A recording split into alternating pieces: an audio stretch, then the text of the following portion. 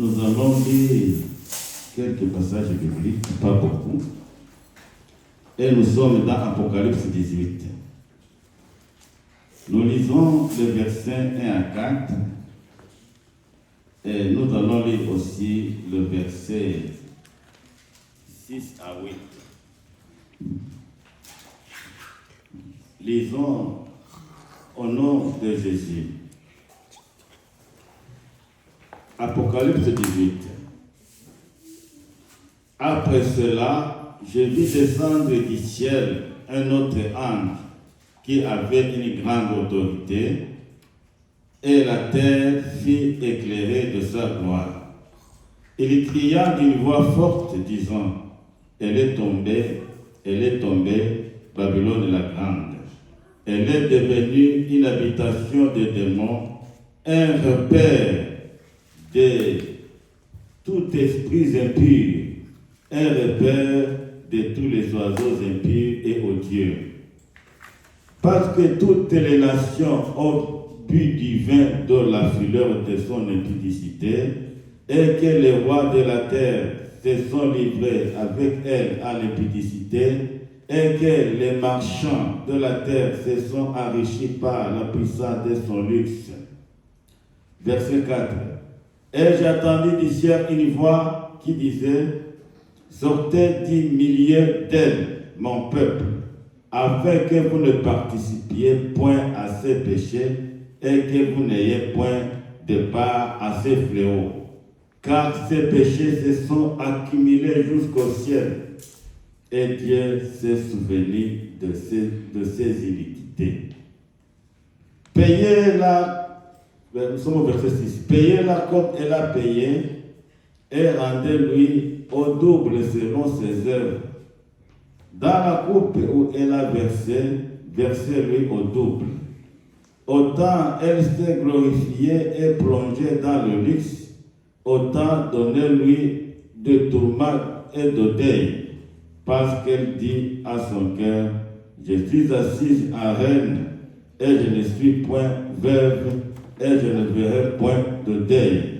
À cause de cela, en un même jour, ces fléaux arriveront, la mort, le deuil et la famine, elle sera consumée par le feu, car il est puissant le Seigneur Dieu qui l'a jugé. Amen.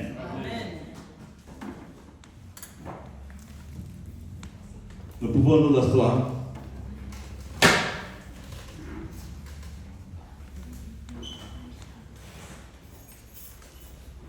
La chute de Babylone.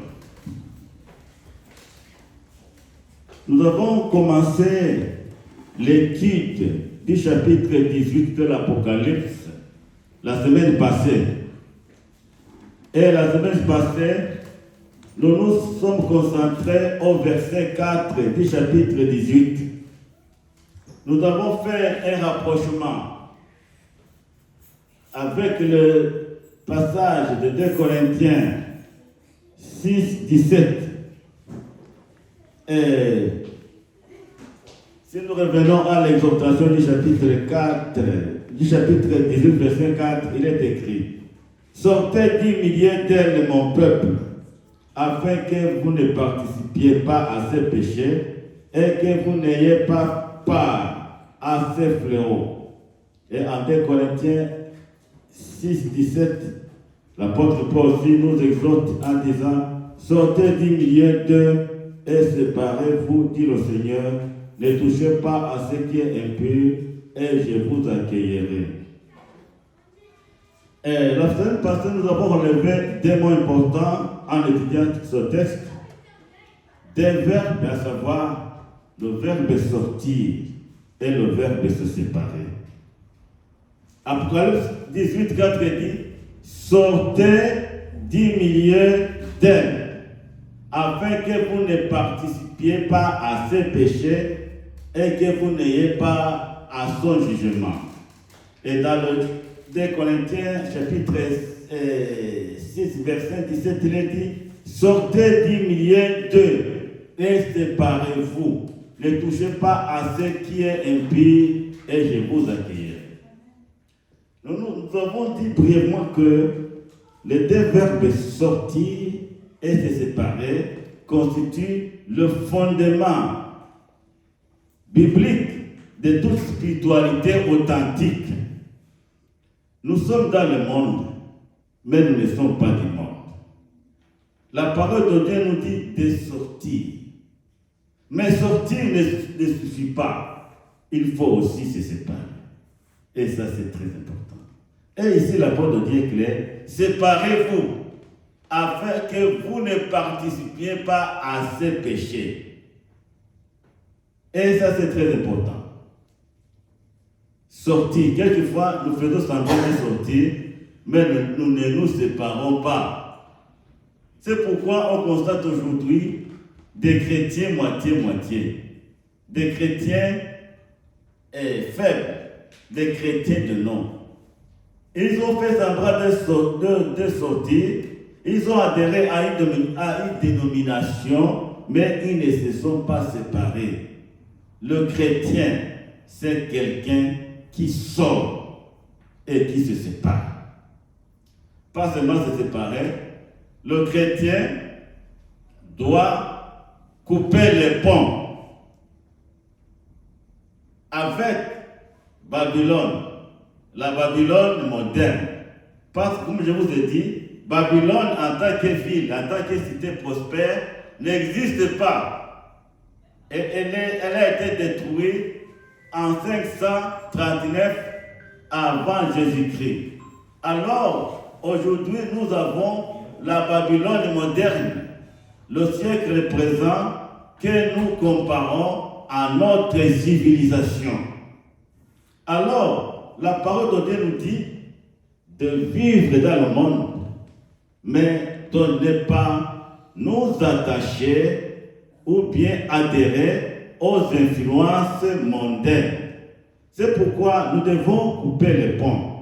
Nous devons couper le cordon ombilical de tout ce qui nous lie à la mondanité. Et ici, quand je parle de la mondanité, beaucoup de gens ne comprennent pas de quoi il s'agit. La mondanité, c'est quoi? La mondanité, c'est la façon de vivre du monde. Et l'apôtre Paul va nous dire, ne vous conformez pas. Ne vous conformez pas au siècle présent.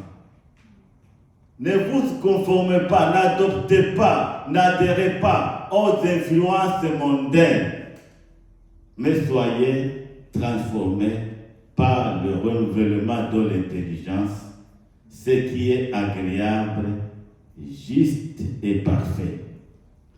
Bien-aimés dans le Seigneur, brièvement, c'est ce que nous avons dit la semaine prochaine, la semaine passée. Sortons et adhérons aux valeurs du système céleste. Détachons-nous et accrochons-nous aux valeurs bibliques, accrochons-nous à Dieu, parce que quand tout va être chamboulé, notre vie sera cachée avec Christ à Dieu. Nous sommes appelés à renoncer et à nous séparer, à nous détacher de tous les principes et de toutes les influences du siècle présent. Alors aujourd'hui, nous continuons avec notre thème, la chute de Babylone. L'apôtre voit et entend de nouveau l'ange puissant qui annonce la chute de Babylone. Au verset 2, il est dit, elle est tombée Babylone la grande, elle est devenue l'habitation des démons et un repère de tout esprit impur. Bien-aimés, notre message de ce matin va s'articuler autour de 3 points. Les caractéristiques de Babylone, des catégories d'acteurs qui sont pointés du doigt, et enfin, l'effondrement du système économique mondial. Premier point, les caractéristiques de Babylone. Babylone est devenue l'habitation des démons. Bien-aimés, l'activité des démons dans notre civilisation a atteint des proportions exponentielles. Ils ont infiltré notre civilisation à tel point que les hommes, les femmes, les jeunes gens et les jeunes filles se comportent d'une manière bizarre. Beaucoup de personnes, voire même les chrétiens, on dirait qu'ils ont fait un pacte de coexistence pacifique avec le péché. Dans notre civilisation, chacun fait ce qui lui semble bon. Personne, avant de prendre la décision, ne demande plus à savoir la volonté de Dieu. Chacun fait ce qui lui semble bon. Les hommes font ce qui leur semble bon. Les femmes font ce qui leur semble bon. Les jeunes filles font ce qui leur semble bon. Nous vivons dans le désordre total. Il n'y a plus de l'ordre dans notre monde. Parce que sans la crainte de Dieu, sans l'influence de la parole de Dieu dans nos vies, nous ne pouvons pas vivre d'une manière digne des enfants de Dieu. Notre civilisation est infiltrée parce que l'apôtre de Dieu nous dit Babylone est devenue quoi? L'habitation des démons. Alors ça c'est grave. Ça dit partout il y a des démons. Il y a des gens qui s'amusent en disant bon, on voit Satan partout. Oui, Satan est partout. Parce que le monde de notre civilisation est habité par les démons. Heureusement qu'aujourd'hui, le Saint-Esprit est encore là. L'Église est encore là pour essayer de chasser ces démons-là. Ces démons ont peur parce que l'Église est encore là. Ces démons ont peur parce que les enfants de Dieu sont encore là. Ils prient jour et nuit. Ces démons ont peur et le diable lui-même a peur parce que le Saint-Esprit agit encore. La puissance du Saint-Esprit agit encore dans ce monde. Mais les démons sont là. Babylone, ici si je parle de Babylone, ne pensez pas à la Babylone dans l'Antiquité. Mais nous pensons, il faut penser à la Babylone moderne, qui est le siècle présent, l'habitation des démons. Bienvenue dans le Seigneur.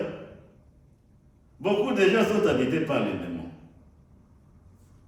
Et sans le savoir, qu'est-ce qui va te montrer que tu es habité par un démon? Qu'est-ce qui va te montrer ça? Le démon travaille, nous influence dans tous les actes que nous posons. Les démons nous distraient. Quelquefois, tu n'as pas envie même de prier. Tu n'as pas envie même de la parole de Dieu. Tu as envie seulement de regarder la télévision, de chatter, de distractions. Vous voyez, la première chose que les démons font dans ce monde, c'est distraire les enfants de Dieu. Parce que quand l'enfant de Dieu prie, le démon est déstabilisé. Mais quand le démon arrive à t'empêcher de prier, quand le démon arrive à t'empêcher de lire la parole de Dieu, alors c'est là où est sa victoire. Normalement, les démons, tu ne vas pas voir un démon qui vient avec des cornes, non. Les démons, ce sont ces esprits, ces dicteurs, qui sont un peu partout, qui nous envahissent, et nous croyons que nous sommes encore en bonne santé spirituelle. L'apôtre Paul l'a déjà vu et l'a prophétisé. Dans 1 Corinthiens chapitre 1 Timothée chapitre 4 et verset 1, il dit: au dernier jour, il y aura beaucoup de gens abandonneront la foi pour s'attacher à des esprits séducteurs. Les esprits séducteurs, ce sont des esprits trompeurs. Ce sont des esprits qui influencent notre intelligence, notre façon de penser. D'abord, les esprits séducteurs passent par notre intelligence. C'est pourquoi l'apôtre de Dieu nous dit dans Romains 12, soyez transformés par le renouvellement de l'intelligence. Bien-aimés dans le Seigneur, nous avons tous besoin d'être transformés. Nous avons tous besoin d'une visitation spéciale de Dieu pour renouveler nos intelligences. Parce que c'est là où le diable passe. C'est là où les démons passent pour nous influencer notre intelligence, assombrir notre intelligence par des choses inutiles. Je ne sais pas si vous me saisissez. Notre intelligence. Ton intelligence et mon intelligence. Nous devons toujours veiller sur nous-mêmes. Nous devons toujours veiller sur notre vie intérieure. Nous devons toujours veiller sur nos pensées. Nous devons demander la grâce de Dieu afin que nous puissions arriver à penser comme Jésus et avoir la pensée du Christ en nous. Parce que les influences infernales, les influences des esprits séducteurs sont toujours omniprésentes. Tu vas dire, pasteur, moi je ne suis pas défoncé par un esprit séducteur. Je te dis que tu te trompes. Personne n'est à l'abri de l'influence des esprits séducteurs. Par exemple, pour nous autres chrétiens, les esprits séducteurs ne vont pas nous pousser à faire des choses vraiment abominables. Non, pas du tout. Mais un esprit séducteur va injecter quelque chose dans ton intelligence. Tu vas commencer à penser au pasteur. Et tu vas dire, ce pasteur-là aussi, il nous gêne. Il est même comment? Ça arrive comme ça. Tu vas commencer à haïr quelqu'un, à parler mal de quelqu'un, et ce quelqu'un-là ne t'a rien fait. Tu sens seulement toi que tu ne l'aimes pas. Pourquoi? Pourquoi est-ce que tu ne l'aimes pas? Tu commences à nourrir la haine en toi. Je te dis que ce n'est pas toi. C'est l'esprit séducteur qui a élu domicile dans ton intelligence, dans ta pensée et, pour mieux dire ça, dans ta vie. Il y a des esprits séducteurs. Nous avons la foi en Jésus-Christ. Combattons pour notre foi. Combattons un bon combat de la foi. Accrochons-nous à Jésus-Christ. Donnons notre intelligence à Jésus-Christ. Dis à Jésus-Christ, oh Jésus, viens et prends la place. Dirige, possède-moi mon intelligence, afin que les faux raisonnements ne puissent pas m'envahir. Parce que souvent, les faux raisonnements viennent des esprits séducteurs. C'est pourquoi nous sommes invités à prier beaucoup. Prier beaucoup, prier sans cesse. Et c'est la prière qui constitue notre protection. Pas seulement par les esprits séducteurs, mais il y a aussi la doctrine des démons. Tu vas me demander, pasteur, quelle est la doctrine des démons? La doctrine des démons n'est rien d'autre que ces enseignements-là, tout ce que tu attends, à laquelle ce que tu attends et auquel tu adhères, qui ne concorde pas avec la parole de Dieu. La doctrine des démons. Bien-aimés dans le Seigneur, Il y a beaucoup de choses que nous attendons dans ce monde qui polluent notre vie, qui nous souillent intérieurement, qui nous souillent même spirituellement. Il y a des paroles auxquelles nous donnons la place dans nos vies, et pourtant ce sont des paroles qui n'édifient pas. Les démons sont aussi très intelligents pour nous enseigner, pour nous influencer, pour nous injecter ces tendances à nous, la doctrine des démons. C'est toute parole qui ne convient pas. Il y a des gens qui se mettent à parler de n'importe quoi. C'est la doctrine des démons qui s'associe à n'importe quoi, à n'importe qui.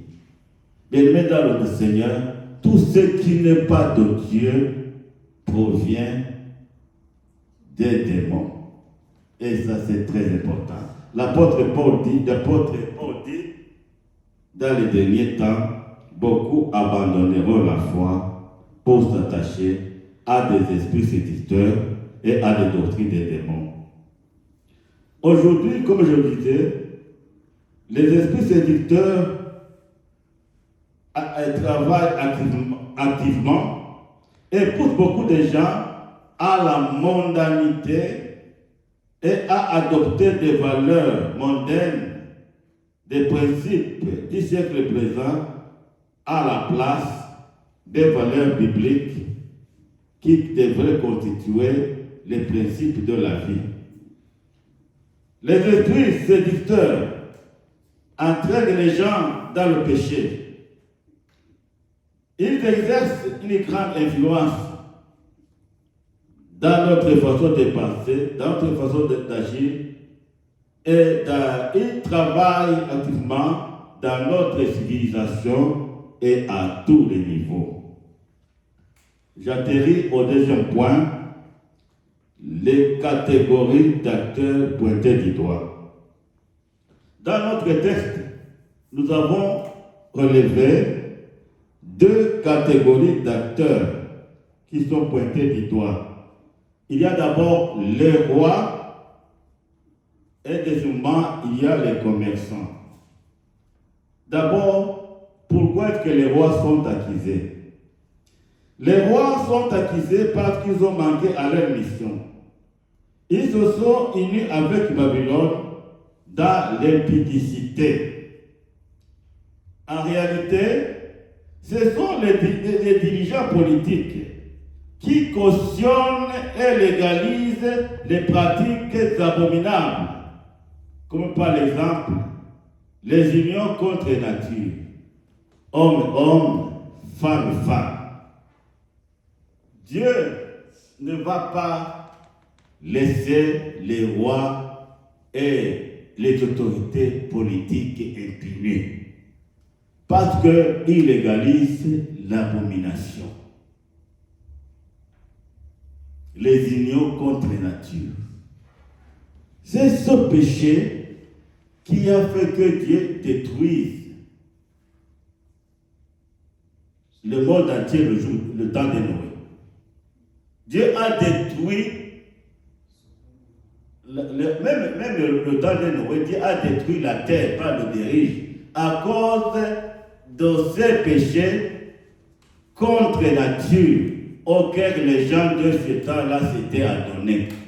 Alors Dieu a décidé de détruire toute la terre par le déluge.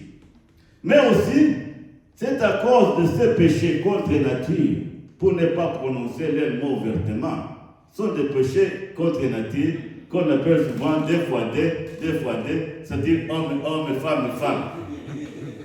Alors avec ces péchés-là, Dieu a détruit aussi Sodome et Gomorrhe par le feu. Alors vous vous souvenez à Sodome, lorsque les anges de Dieu ont visité Lot, alors les gens de Sodome et Gomorrhe se sont précipités à la porte. Ils ont demandé, alors donnez-nous ces hommes-là afin que nous puissions les connaître. Alors l'autre a dit, non, vous ne pouvez pas les connaître, ce n'est pas possible. Mais j'ai des filles vierges, je vais vous les donner. Bien-aimés dans le Seigneur. Vous voyez où le monde était arrivé au temps des Sodome et des Gomorrhe. L'autre, qui avait quand même cette de lumière, veut aussi donner ses filles à ces gens-là immoraux. Alors, à cause de ce péché-là, Dieu a brûlé Sodome et Gomorrhe. Alors, Dieu aussi va brûler et détruire le monde. Pas seulement à cause de ce péché, parce que le monde est devenu méchant. Le monde est plein de méchanceté. Le monde est plein de méchanceté, le monde est plein de corruption. Alors, les premiers qui vont être punis, ce sont les rois et les dirigeants du pays qui ont manqué à leur mission. Ils ont conduit le peuple dans l'immoralité, dans l'impureté et l'impudicité. Et ils ont légalisé. Alors, un jour, ils vont rencontrer Dieu. Je ne sais pas ce qu'ils vont dire, mais alors, Dieu va les détruire. Ce sont les rois. Il y a aussi les commerçants. Alors, les commerçants, qu'est-ce qu'ils ont fait? Ils ont exploité les pauvres. Ils sont devenus très riches par la puissance de la Babylone moderne. Le verset 5 nous dit, car ces péchés sont accumulés jusqu'au ciel et Dieu s'est souvenu de ses iniquités. Ici c'est très fort. Quand tu pêches, ça s'accumule. Ça s'accumule. Alors ici, c'est une comparaison vraiment extrême. Ces péchés s'étaient accumulés jusqu'au ciel. Et Dieu s'est souvenu de ses iniquités. Bien-aimé dans le Seigneur, c'est très fort. C'est-à-dire, quand tu fais un péché, tu commences, imagine-toi depuis que tu es né, tu es en train de pécher. Alors, le péché, ça s'accumule comme une montagne qui va monter jusqu'au ciel. Même, je voudrais aussi dire ici que le péché dégage une odeur nauséabonde devant Dieu. Quand Dieu est là où il est, quand les gens passent, c'est l'odeur qui l'éloigne. Parce que la parole de Dieu dans Isaïe dit, ce sont vos péchés, vos iniquités qui vous éloignent de moi. Dieu est le péché. Parce que devant Dieu, tout péché est une abomination. Et tout péché éloigne Dieu. Parce que devant Dieu, un pécheur dégage une mauvaise odeur. Ça, c'est ma façon de penser. C'est pourquoi d'ailleurs Dieu s'éloigne des pécheurs. Il les aime. Mais quand les pécheurs ne veulent pas se repentir, quand ils continuent à pécher, leurs péchés vont s'entasser. Et ce qui est encore plus fort ici, alors ces péchés se sont accumulés jusqu'au ciel. Et Dieu s'est souvenu de ses iniquités. Bien-aimés, dans le message passé, je vous avais dit, je ne m'appelle pas. C'est au chapitre 16. Dieu se souvient. Et le souvenir de Dieu peut avoir deux aspects. Un souvenir positif et un souvenir négatif. Dieu ne se souvient pas seulement de nos iniquités, mais il se souvient aussi de nos bonnes œuvres. Ça, c'est très important. Parce que l'apôtre vient nous dire, heureux ceux qui meurent dans le Seigneur, parce que leurs œuvres les suivent. Mais ici, il s'est souvenu de ses iniquités. Alors, il se souvient des iniquités des hommes pour les détruire, pour frapper, pour les punir et les exterminer. Et tu vas me dire, pasteur, toi là, tu es très dur. Tu crois que Dieu est comme toi? Dieu est amour. Notre Dieu est un Dieu de grâce, il ne peut pas faire ça. Je te dis qu'il va le faire. Il va le faire. Au moment où il y avait combien de gens sur la terre? Quelques personnes seulement. Il n'atteignait même pas 50 000, même pas 10 000 encore. Les gens étaient encore peu sur la terre.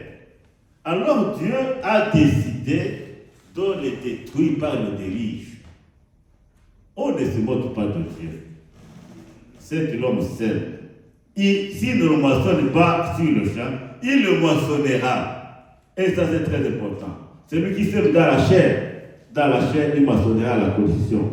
Et celui qui sème dans l'esprit, il moissonnera la vie éternelle. Dieu s'est souvenu de ses iniquités. Bien-aimé, Dieu n'oublie pas. Il n'oublie personne et il n'oubliera jamais les bonnes œuvres que nous faisons pour sa gloire. Là où tu es, console-toi. Toi qui sais fidèlement le Seigneur, console-toi parce que Dieu ne va pas oublier tes bonnes œuvres. Dieu ne va pas oublier tout ce que tu es en train de faire pour sa gloire. Dieu ne va pas oublier même les offrandes que tu donnes. Si c'est pour Corneille dans les actes des apôtres, Dieu n'avait pas souvenir aussi de ses offrandes. Tout acte, toute œuvre que nous posons pour Dieu, pour un enfant de Dieu. Pour Dieu, ça a un impact salvatrice. Dieu se souvient et il se souviendra. Et il ne nous oubliera jamais. Toi là qui sers Dieu, qui donne même l'or à l'église. Maman Fifi, Dieu ne t'oubliera jamais. C'est ce que tu amènes à l'église là. Les gens ne peuvent pas comprendre. Mais c'est ça, servir Dieu. Il y a beaucoup de façons de servir Dieu. Même saluer quelqu'un avec un bon cœur, Dieu n'oubliera pas ça. Parce que souvent les gens sont pleins d'hypocrisie. Quelqu'un peut te saluer, il sourit, mais c'est un sourire diabolique. Il ne t'aime pas. C'est un grand hypocrite. Mais quand il donne, il sourit spirituel. Moi je dis, viens il sourit spirituel. Dieu est content. C'est un sourire qui vient du cœur. Alors Dieu dit, tu es mon fils, tu es ma fille. En toi je mets toute mon affection. Amen. Dieu se souviendra toujours de ce que des actes que nous posons et il ne nous oubliera jamais. Il va nous porter toujours dans son cœur. Il va nous porter. Il va nous porter. Il va nous faire traverser des vents et marées. Là où tu vas aller, dans tous tes projets, Dieu sera avec toi. N'aie pas peur. Ne t'en fais pas. Ne t'en fais pas. Dieu est avec toi. Dieu nous évalue comme Dieu. Un enfant, un homme peut t'évaluer négativement, peut te connaître des choses là que tu n'as même pas, que tu n'imagines même pas. Mais Dieu nous évalue positivement. Et Dieu regarde toujours notre cœur. Mais aussi Dieu va se souvenir de ces gens-là qui font le mal. Il va se souvenir d'eux pour les frapper. Bien qu'il ne le frappe pas encore aujourd'hui. Alors moi, Dieu là est incomparable. Hein. Si Dieu était un homme, il allait tenir tous les hommes. Imaginez-vous ce qui se font ici, ce que les gens font d'abord. Que ce soit en plein air, que ce soit dans les cachettes. Les gens font des choses bizarres. Quelqu'un avait chanté une chanson disant que si Dieu pouvait donner la possibilité d'ouvrir le cœur de l'homme pour le mettre à nu, personne ne va plus saluer l'autre. Mais alors, bien-aimés, nous sommes les enfants de Dieu. Que cela nous envoie et nous fortifie. Nous sommes les enfants de Dieu. Dieu nous a adoptés, nous lui appartenons. Combattons seulement un bon combat de la foi. Et alors, les commerçants ont exploité les pauvres. Ils ont exploité la veuve et l'orphelin. Et leurs péchés se sont accumulés jusqu'au ciel. Et Dieu s'est souvenu de leurs iniquités. Pas pour les récompenser, mais pour les détruire. Nous atterrissons au troisième point. Effondrement du système économique mondial. Cet effondrement économique a causé des lamentations dans le monde des affaires. Dans le verset 9 à 19, l'apôtre Jean nous laisse entendre des lamentations. Lorsque le feu du jugement de Dieu tombera sur Babylone. D'abord, les lamentations des commerçants. L'apôtre relève et dresse la liste des commerces touchés. Ici, je m'en vais vous dire que c'est le résultat des fléaux de la colère de Dieu que nous avons vu au chapitre 16. Je vous avais dit en Ézéchiel au chapitre 16 que le chapitre 17 et 18, ce sont des parenthèses que Dieu a jugé mettre là, mais logiquement, le chapitre 16 suit directement le chapitre 19. Alors le chapitre 17 et 18, c'est une parenthèse. Alors ici, ce qui se passe concernant l'effondrement du système économique mondial, cela a une relation avec les fléaux de la colère de Dieu qui ont été déversés sur la terre au chapitre 16. Ici, Jean dresse une liste des commerces touchés. Il y a d'abord le commerce des objets de luxe est frappé en premier. Or, argent, pierres précieuses, vêtements et immobilier. Tous les marchés des matières premières nécessaires à l'industrie s'effondrent. Tout ce qui touche l'alimentation, production alimentaire et animale, voire même le transport s'effondre. Le dernier secteur mentionné qui est touché, c'est le commerce des hommes et des âmes. Et je vais essayer d'insister ici. Ici, le commerce des hommes concerne le commerce des esclaves. Apparemment, on peut dire que le commerce des esclaves a été aboli depuis longtemps. Mais Dieu voit que ce commerce ignoble existe encore. Le commerce des esclaves. C'est en quelque sorte camouflé. Mais les riches rendent leurs subalternes des esclaves. Nous sommes des esclaves et des riches. Nous sommes les esclaves. Vous avez cette fois-ci le pasteur va nous compliquer, mais nous sommes des esclaves. Toi qui es pauvre, tu es l'esclave de l'homme riche. Il va t'utiliser comme il veut. Il va même te frapper, te battre. Et tu vas dire merci. Nous sommes des esclaves.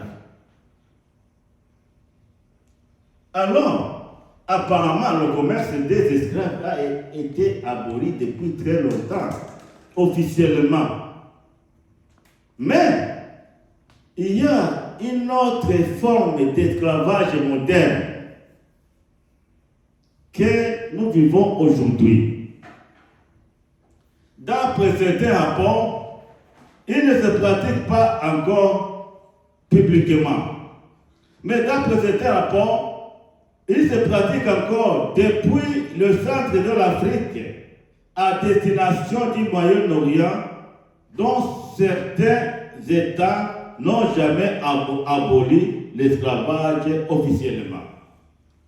Moi, je veux encore ajouter, ici en Occident, vu la disparité des niveaux de vie, toujours le riche, le puissant, domine sur le faible et sur le pauvre. Normalement, l'esclavage, c'est quoi? C'est priver à chacun, à un individu, sa liberté, sa dignité. Mépriser quelqu'un, c'est aussi le rendre esclave. Parce que personne n'a le droit de mépriser quelqu'un. Discriminer quelqu'un, la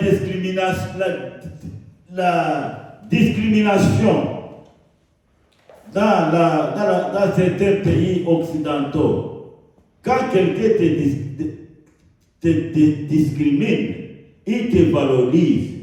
Beaucoup de gens sont considérés comme des animaux. Je ne sais pas si vous me saisissez.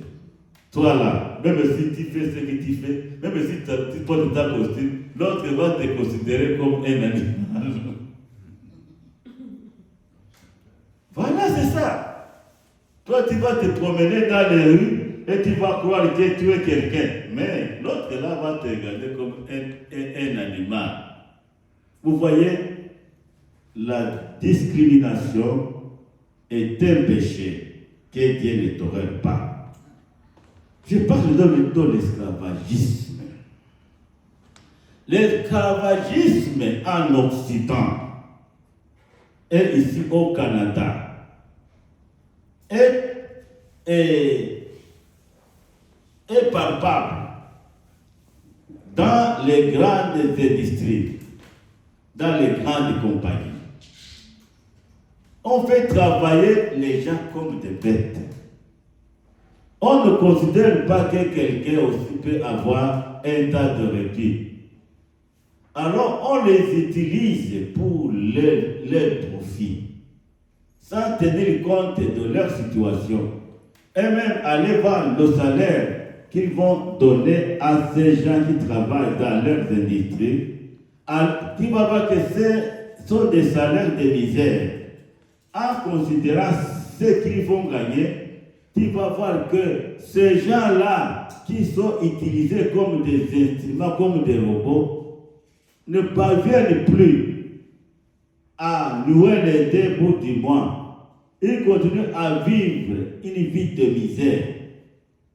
Bien-aimés, l'esclavagisme est toujours omniprésent.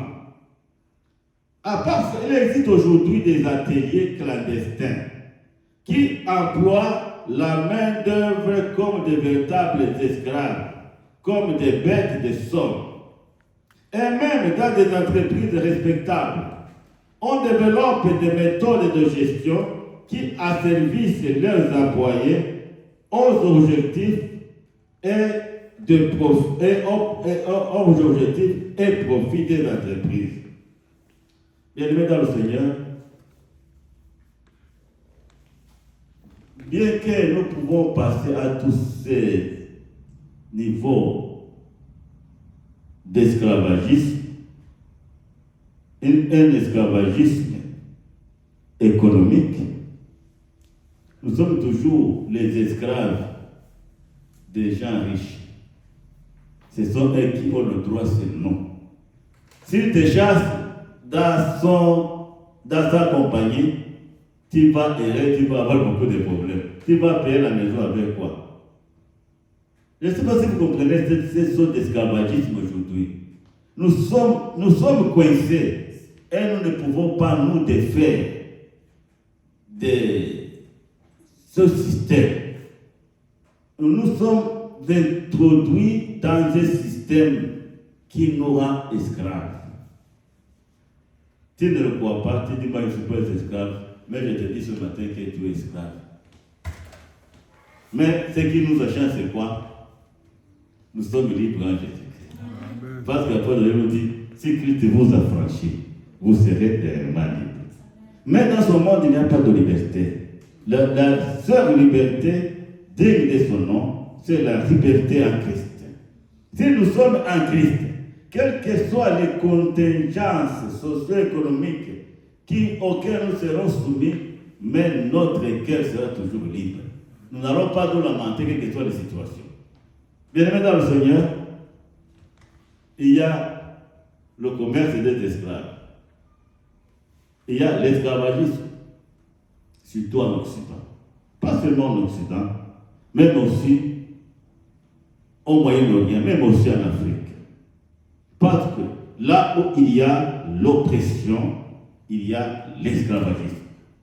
C'est pourquoi Dieu avait intervenu en Égypte pour libérer son peuple. Parce que son peuple était opprimé en Égypte. On faisait travailler aux Israélites d'une manière vraiment inhumaine. On demandait par exemple à un Israélite de fabriquer 1000 briques. Toi, tu peux fabriquer 1000 briques par jour. Alors, fabriquer 1000 briques, aller toi-même puiser de l'eau, et aller aussi faire tout pour les brûler toi-même, 1000 briques par jour. Et que tu peux t'en sortir. Voilà ce que vivait le peuple d'Israël. Tout travail qui empiète sur ta dignité d'être humain créé à l'image de Dieu, c'était l'esclavagisme. Alors, il y a le commerce des esclaves, mais il y avait aussi le commerce des âmes. Le commerce des âmes, qu'est-ce que ça veut dire?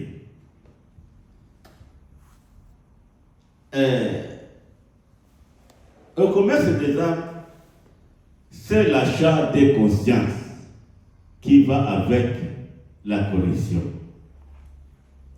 Vous voyez, dans ce monde, sans la corruption, que ce soit une corruption publique et décriée ou une corruption voilée, ça touche d'abord l'âme de celui-là que tu es en train d'acheter. Et c'est ce que nous lisons ici comme étant le commerce des âmes. Détourner les âmes, les rendre comme des marchandises qu'on peut acheter à son gré, qu'on peut acheter avec de l'argent pour pouvoir assouvir, atteindre ses objectifs. Le commerce des âmes par la corruption. Ça, c'est très important. Le commerce des âmes.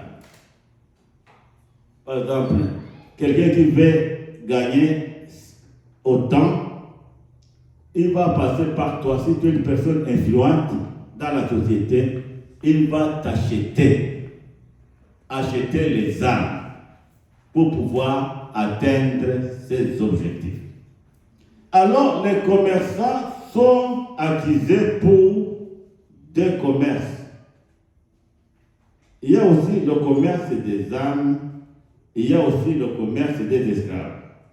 Alors, dans le monde du commerce, avec l'effondrement du système économique mondial, qu'est-ce qui va se passer? Il y aura des lamentations. Les commerçants vont se lamenter parce qu'ils vont perdre leur manque à gagner.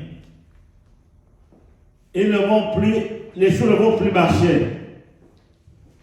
Dans tous les domaines de leurs activités, les commerçants seront bloqués.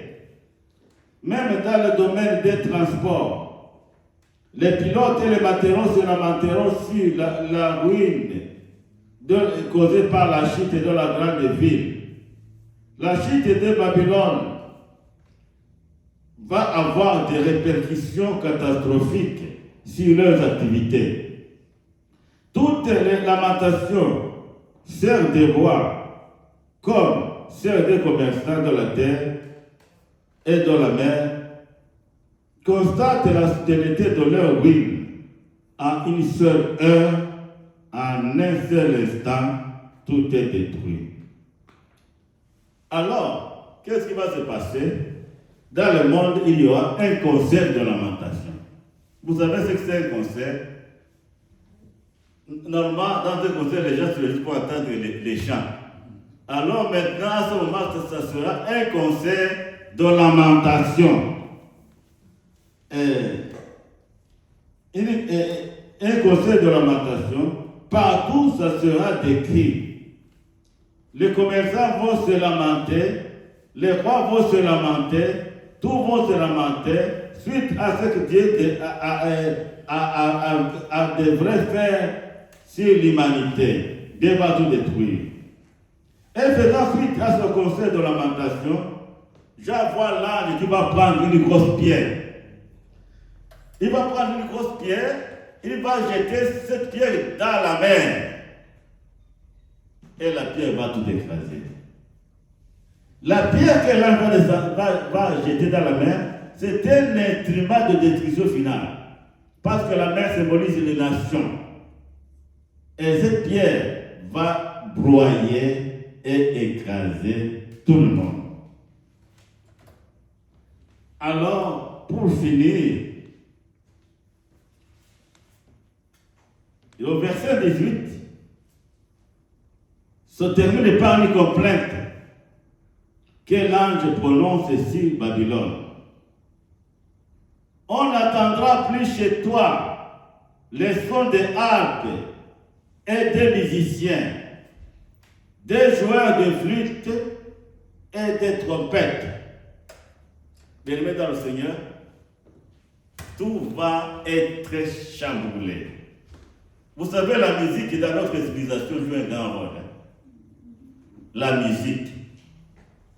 Vous savez, quand on voyage dans les bus et dans les métros, chacun a des écouteurs. Chacun est branché sur les écouteurs pour entendre la musique. Surtout avec la jeune génération, c'est toujours la musique. Mais il faut alors aller voir quelles sortes de musique les gens entendent. Mais la parole de Dieu dit, bien que la musique soit quelque chose que le diable a mis à la disposition des gens pour les distraire, on n'attendra plus les sons des musiciens, on n'attendra plus les sons des harpes et des joueurs de trompettes. Tout va se taire. Alors, ça sera la fin. La musique aujourd'hui constitue une distraction. Parce que la plupart des musiques que les gens attendent tout au long de la journée, ce ne sont pas des musiques qui honorent Dieu, mais ce sont des musiques qui honorent les gens qui se moquent de Dieu. Notre civilisation est hantée par ce démon de musique.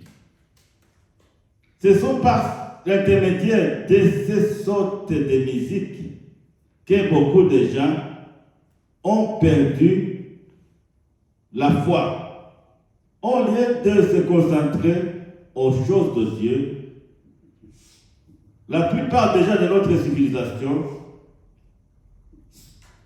se concentrent à l'écoute des musiques profanes et mondaines qui n'apportent rien d'édifiant en leur vie. Dans tout cela, Dieu fait connaître au monde que bientôt tout va cesser. Oui, Dieu aime que les gens écoutent la musique, et même Dieu veut que les gens chantent. Mais nous ne devons pas écouter n'importe quelle musique. Si c'est la musique de Dieu, les chansons gospel, c'est bon. Mais aussi, nous devons faire attention. Chantons toujours des hymnes, des actions de grâce et des chants de louange pour honorer notre Dieu. Amen. Je termine en rappelant encore la parole de l'ange au verset 4. Sortez du milieu d'elle pour ne pas participer à ses péchés, afin que vous ne participiez aussi à son jugement. Que Dieu nous bénisse. Amen. Nous voici à la fin du chapitre 18. Et aujourd'hui, qu'est-ce que nous pouvons retenir aujourd'hui? Dans les versets que nous avons lus, nous avons touché sur des choses, les caractéristiques de Babylone. Les caractéristiques de Babylone, nous avons vu que Babylone était devenue l'habitation des démons et le repère des esprits impies. J'ai parlé de toutes les implications des esprits impies, des séductions, des esprits séducteurs et de la doctrine des démons. J'ai parlé aussi des deux catégories qui sont pointées du doigt.